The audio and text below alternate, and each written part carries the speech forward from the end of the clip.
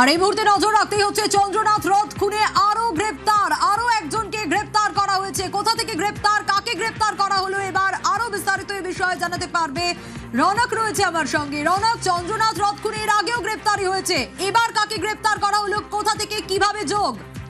দেখো, একেবারে উত্তরপ্রদেশের বালিয়ার বাসিন্দা নবীন সিংকে উত্তরপ্রদেশের বালিয়া থেকে গ্রেফতার করলো সিবিআই।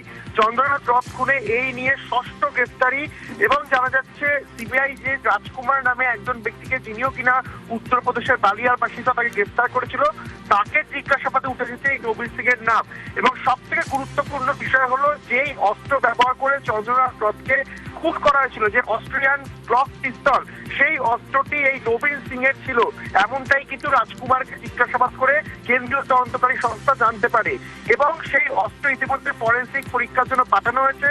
আদতে এই অস্ত্র ব্যবহার কে করেছিল, শুটার কারা ছিল, এবং দেখা যাচ্ছে উত্তরপ্রদেশের বালিয়ার যে যোগ, সেক্ষেত্রে এই নেক্সাসটা কতদূর বিস্তৃত রয়েছে, গোটা বিষয় কিন্তু ইতিমধ্যে কেন্দ্রীয় তদন্তকারী সংস্থা এই দুজনকে জিজ্ঞাসাবাদ করে জানার চেষ্টা করছে। একটু জানতে চাইবো এই নবীন সিং সম্বন্ধে, এই দুষ্কৃতির কিভাবে যোগ, এই যে উত্তরপ্রদেশের বালিয়া থেকে গ্রেপ্তার, কি কি জানা যাচ্ছে এই নবীন সিং সম্পর্কে?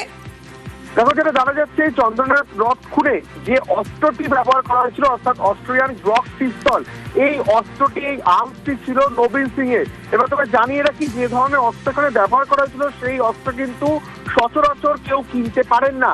সেক্ষেত্রে নবীন সিং এর কাছে এই গ্লক পিস্তল কিভাবে এলো এবং এটি পুরোপুরি বেআইনি, সেক্ষেত্রে এই পিস্তলটি কে ব্যবহার করে চন্দ্রনাথ রথকে খুন করেছিল, এই বিষয়গুলি জানার জন্যই কিন্তু ইতিমধ্যে উদ্ধার হওয়া যে অস্ত্র, সেটি ফরেন্সিক পরীক্ষার জন্য পাঠানো হয়েছে।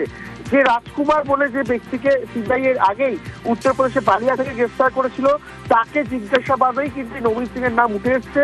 এবং এরও পূর্বে একাধিক অস্ত্র আইনের মামলা রয়েছে এর নামে।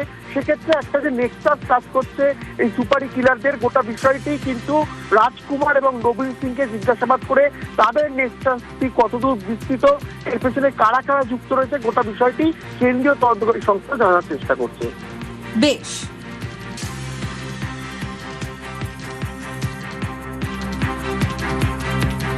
Coming up